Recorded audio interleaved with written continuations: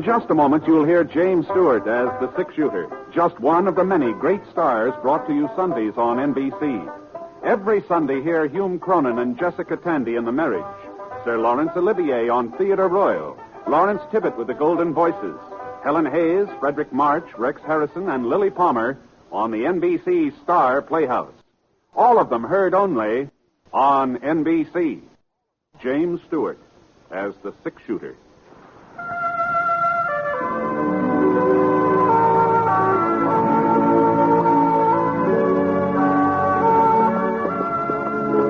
The man in the saddle is angular and long-legged. His skin is sun-dyed brown. The gun in his holster is gray steel and rainbow mother of pearl, its handle unmarked. People call them both the six-shooter.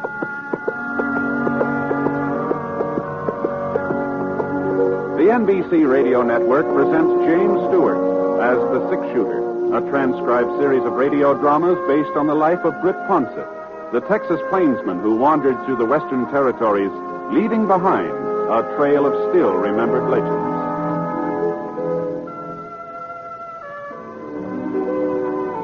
Now, in just a moment, immediately following this important announcement, you'll hear Act One of The Six-Shooter. A lot of vacations start as a daydream and end as a daydream for lack of money. That need not happen to you. You can have extra money when you need it. Simply join the payroll savings plan for buying United States savings bonds. When your bonds mature, you'll get back $4 for every $3 you invest. And there's your extra money, your vacation, both guaranteed. Ask your employer about buying United States savings bonds through the payroll savings plan. Then join. Now, Act One of The Six-Shooter, starring James Stewart.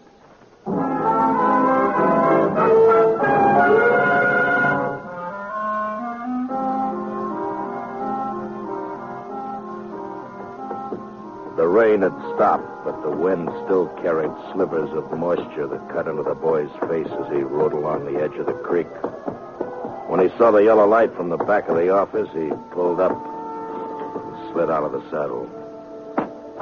Then tied a wet bandana under his eyes and walked slowly, quietly to the door. All right. Put him up over your heads. Reach. What's that? Way up, both of you. Stay away from that shotgun. Now, look here, young fella. You, get over to the safe. Better hurry it up, mister. Open it. I said open it. That's better. Now, toss me that sack. Okay. Don't try to follow. Thanks a lot. Hey, see you. Dirty young. I'll show you. I'll show you. Rotten little.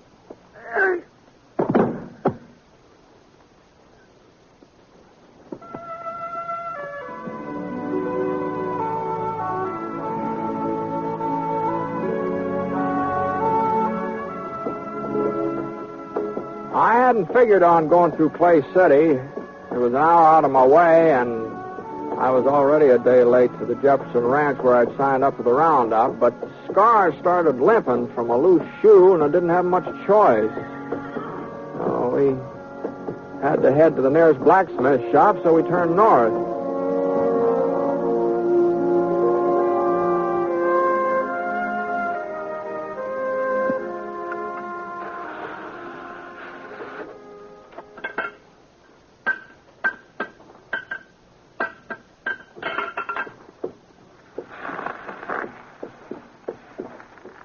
Mister. What's the trouble? Well, the horse is losing a shoe here. Let's have a look. Raise it up, fella. Come on, boy. Yeah, it's split, mister. He needs a new one. Okay, boy. Can you take care of it, you think? Sure. Bring him over here.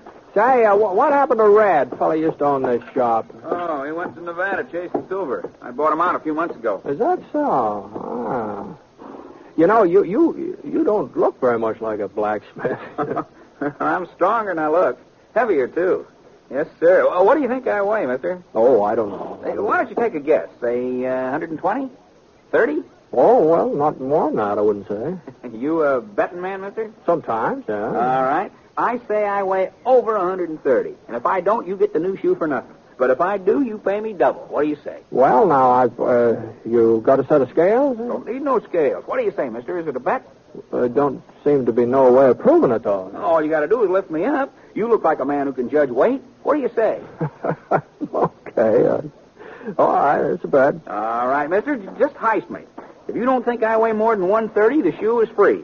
Come on, heist me up. I haven't ever tried to judge a man's weight before, but... Well, here we go. Wow. Yeah.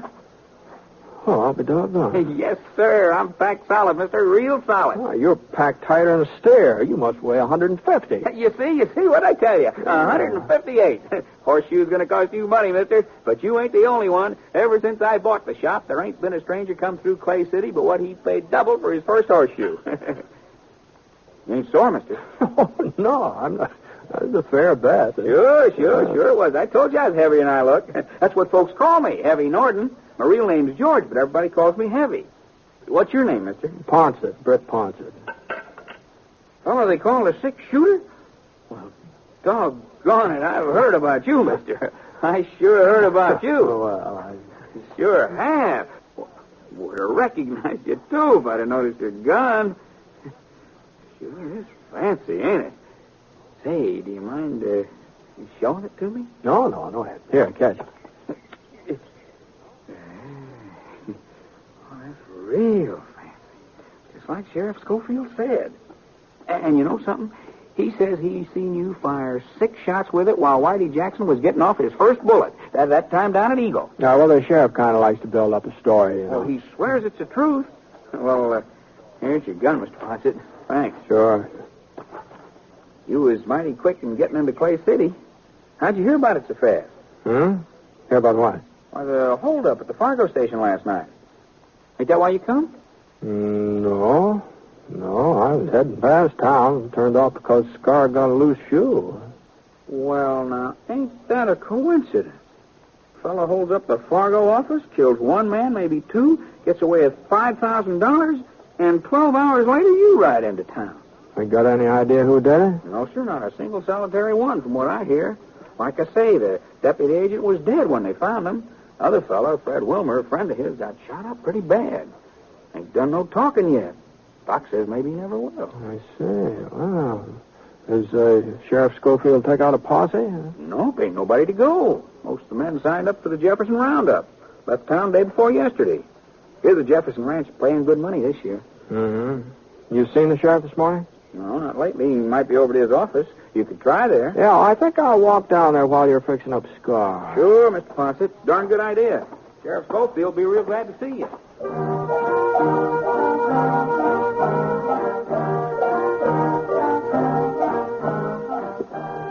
A couple of doors this side of the sheriff's office, I saw the Wells Fargo sign nailed up next to the window.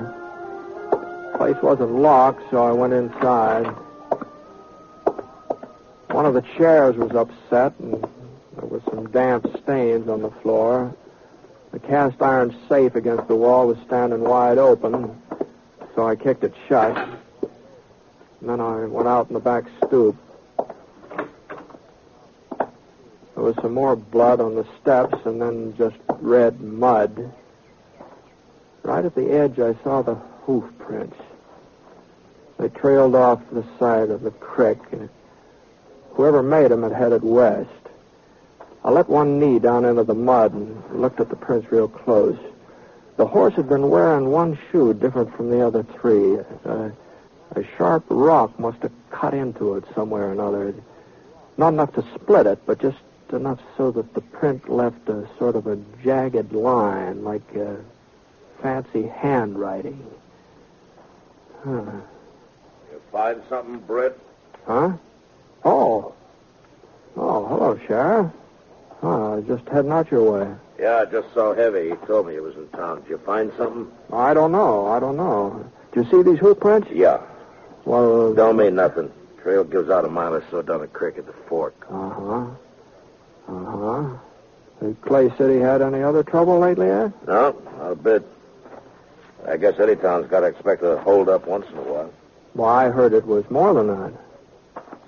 Yeah, that's right. Fred Wilmer able to talk yet? I'm afraid not. Doc said he'd let me know first time he come around. Took him out to his ranch on the other side of town. You been out to see him since last night? There wasn't no reason. Well, it might be a good idea to be there just in case. I thought maybe I ought to stick in town. Well, it don't look like anything more is going to happen here. Why don't I'll get Scar and meet you out at Fred's place, huh? I can handle this alone, Britt. Well, sure. I was just offering to keep you company, Ed. I'll meet you there.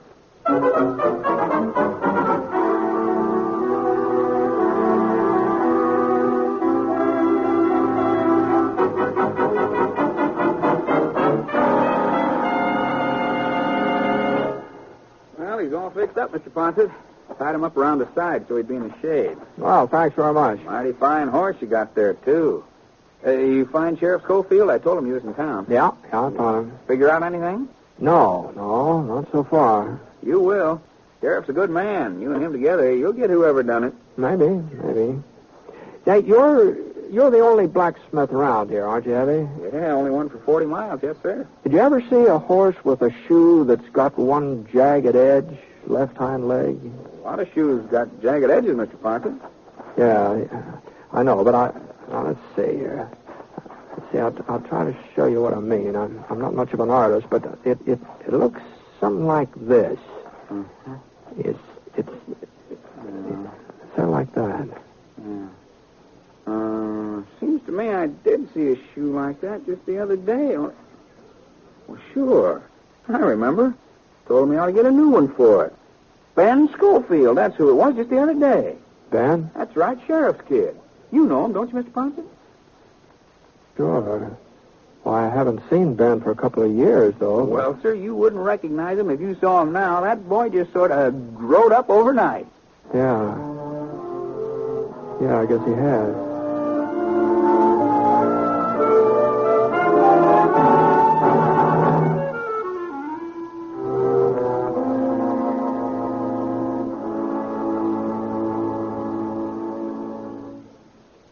We'll return to James Stewart as the six-shooter in just a moment. Here's a reminder about some of the wonderful entertainment that's yours for the listening each Wednesday evening on the NBC Radio Network. There's comedy for everyone when you set your dial to NBC for such programs as You Bet Your Life with Groucho Marx and The Great Gildersleeve starring Willard Waterman. The Great Gildersleeve provides 30 minutes of top-flight entertainment that your whole family will enjoy. Then, when it's time for Groucho Marx, watch out. Groucho throws a mean ad lib, and there's a barb at the end of every one of them. Listen and laugh as this marksman trades quips with his contestants from the studio audience. It's a riot of fun from top to bottom when Groucho Marx plays You Bet Your Life. Also on Wednesdays, listen to more quiz fun on Walk a Mile with your genial quizmaster, Bill Cullen. That's Wednesday night on the NBC Radio Network. Be sure to listen.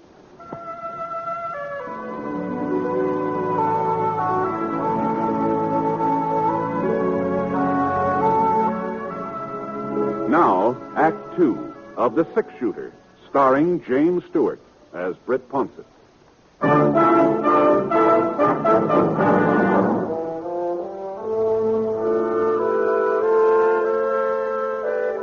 Wasn't much of a ride, and Sheriff Scofield was sitting on Fred Wilmer's porch swing when I got there. He told me Doc was inside with Fred, so I squatted down on the stoop and waited. About half an hour later, Doc came out, told us we could go inside and see Fred.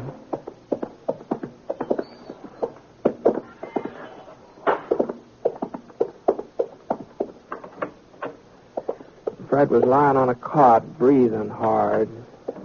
The white cloth across his chest was stained pink, and his voice sounded like it was full of air. We was just sitting talking, Sam and me. Didn't hear the back door open. Must have left it unlocked.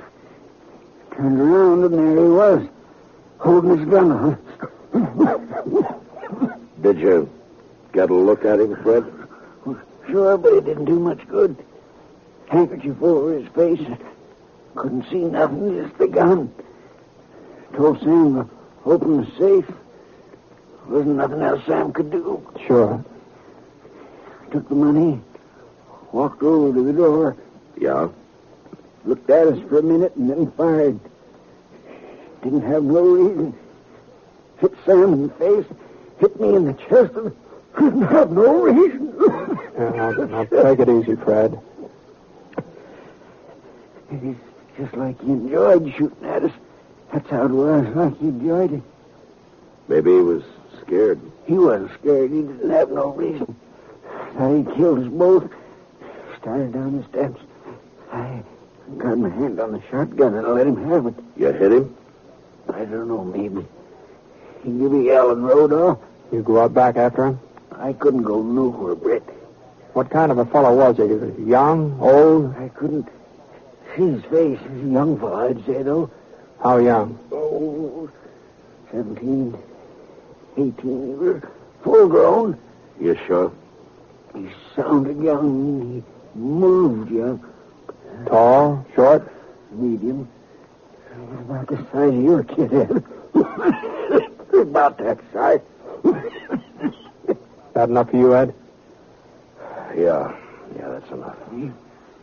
Think you get him, Brett? Sure, Fred. Sure, we'll get him. Come on, Ed. Didn't have no reason to shoot. Hurry.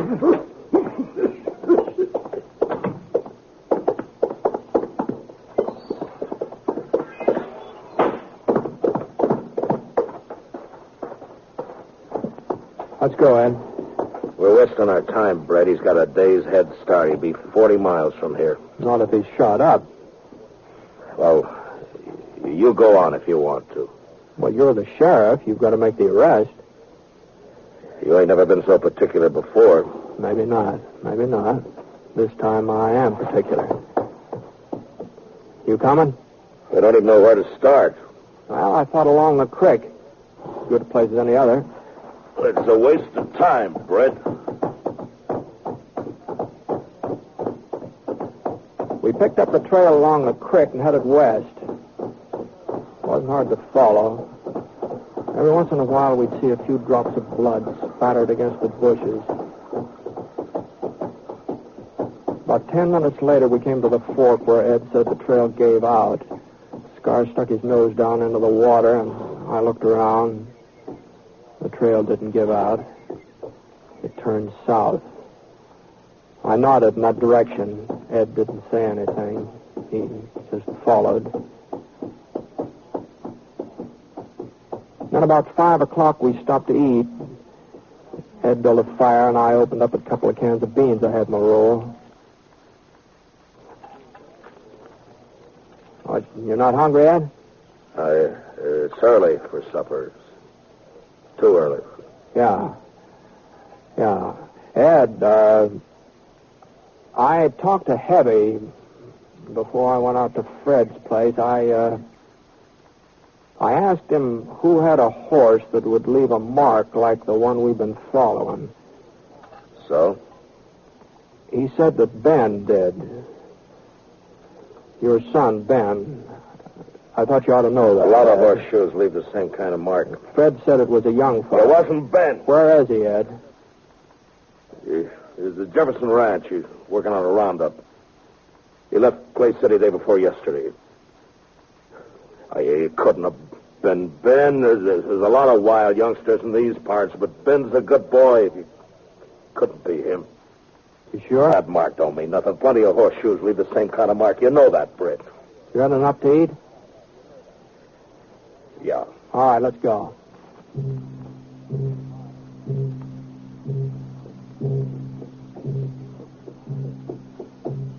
The moon came out, thin, yellow.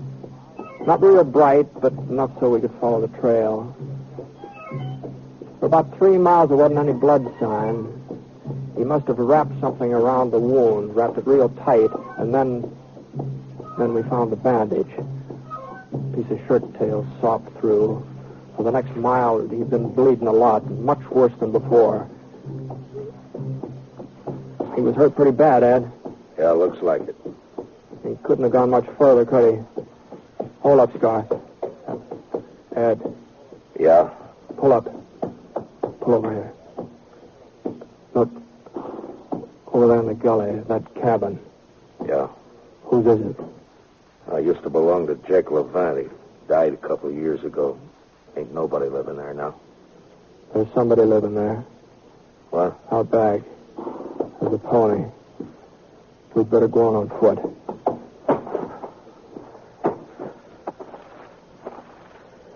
Britt? Yeah? We're gonna take him alive, ain't we? If we can. We gotta take him alive, Britt. It's Ben, isn't it? I don't know, not for sure. It could be Ben? That could be. Where's he been the last couple of days? I don't know that either. I had an argument with him 2 nights ago. He needed some money. He'd been playing poker. He lost a lot. Now, the $5,000 that was taken out of that safe is a lot. I wouldn't give him none. He got mad. He said he'd get it. Said he'd get it himself. And I hit him. I hit him hard across the face. Hit him twice. He started to hit me back, and then he walked out of the house, and I ain't seen him since. I wish you had hit me back. Now, we've got to get across this clearing, Ed. Over to that clump of trees. They may see us. We'll have to take that chance. You ready? Yeah.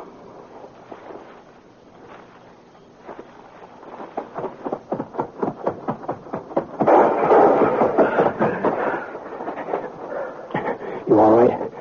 Yeah, sure. We'll stay in these trees for a couple of minutes. Okay. And then we'll rush him. It's not going to be easy to take him, Ed, now that he's spotted us. Britt, you ain't going to kill him. I'm not going to let him kill me. It ain't his fault, Britt. It's mine. You know that's not so. No, it's the truth. It's my fault. I broke him. I broke him like you break a wild horse. Tried to take all the fight out of him fast. You know what happens when you do that to a horse? He gets tame, but the fight's still there, and someday he turns wild again. He ain't really broke at all. I'm going to rush him alone, Ed. No, stay here. Sam Norton's dead. Maybe Fred Wilmer, too, by now. Killing Ben won't bring him back. He's my son. I'm sorry, Ed. No, we're going back to town. Not without him. We're going back. Now, you can outdraw me, Britt, but I'll still have time to get a shot off. I'll try to get him alive, Ed. I'll try. No, don't turn your back on me, Britt. Don't be fooled. Don't make me do it, Britt. I knew he wouldn't shoot. I wasn't being brave, but I knew he wouldn't shoot. A man like Ed Scofield just don't change overnight. You can figure a man like Ed. But I hadn't figured on what happened next. Ben! It's me, Ben! You're dead! Can you hear me, Ben? Brett Ponce is coming after you. Throw out your gun, Ben! Brett Ponce is coming! No! Let the dummy, Ben! I saw him go down, real slow, like his legs had buckled under him. I pushed myself past a couple of rocks and edged over toward the back door. The kid was in the kitchen. I couldn't see him, but I could hear him moving around, going from window to window, looking out, waiting for me. I slid past another rock. I could run for the door now or wait. The kid made up my mind for me. He knew right where I was. I took out my gun and waited. I knew he'd get nervous first. Young fellas always do. I wasn't so young. I could wait. It wasn't more than 5 minutes before the door started to open. His pony knew he was coming, too. He started for his horse. I aimed at his leg. For a second, he just stopped moving and just hung there in midair like a hawk. And then he sprawled forward out of sight behind a log. Everything was quiet now. Even his pony. And then the moon went behind a thick cloud. And I came around the corner of the cabin. And then suddenly the moon came out again, and just in time for me to see his .45 coming up over the top of the log. His revolver slipped out of his fingers, and I saw him try to reach for it. But he couldn't make it. I stood up and I walked over to the log. I turned him over with my foot, and I looked at his face.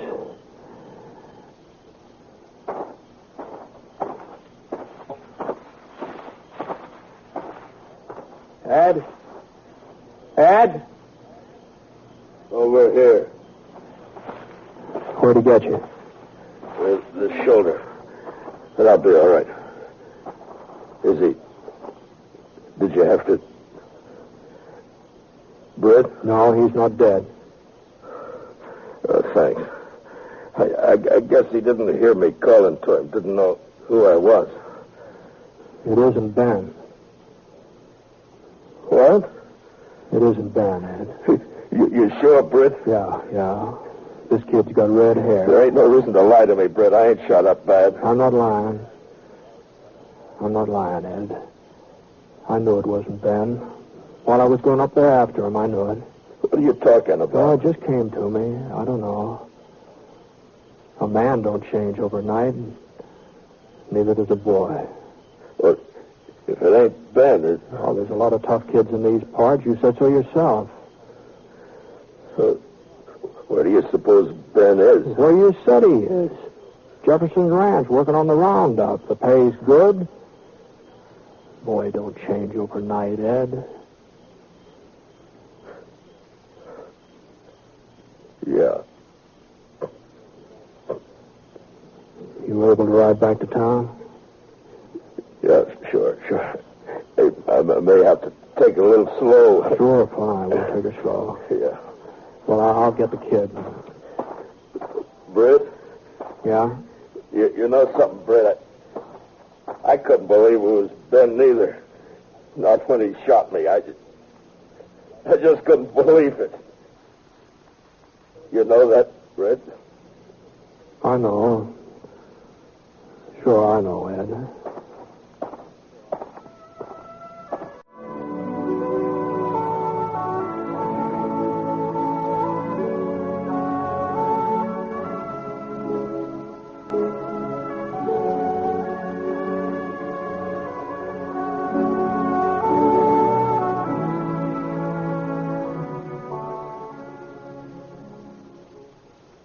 Picture the most extravagant vacation imaginable. Then picture yourself going on that vacation.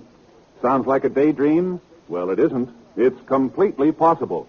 But it does take a bit of planning, such as the regular purchase of United States savings bonds. Now, the best way to do that is through the payroll savings plan. That's the best way because it's the sure way to buy your savings bonds regularly. The payroll savings plan works like a charm because it's completely automatic. Your employer does everything for you. It's especially easy on you because money is saved from your paychecks before you have a chance to miss it.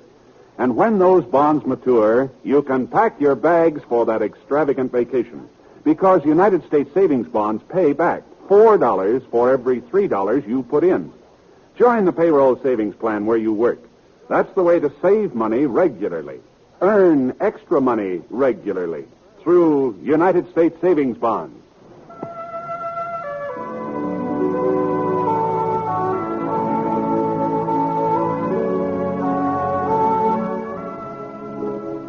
The Six Shooter is an NBC Radio Network production in association with Review Productions. It is based on a character created by Frank Burt, and the transcribed story is written by him. Mr. Stewart may currently be seen in the Universal International picture Thunder Bay. Others in the cast were Parley Bear, Jimmy McCallion, Herb Bygren, and Bill Conrad. Special music for this program was by Basil Adlam, and the entire production is under the direction of Jack Johnstone. All characters and incidents were fictitious, and any resemblance to actual characters or incidents is purely coincidental. Hal Gibney speaking. Hear Exciting Stroke of Fate tonight on the NBC Radio Network.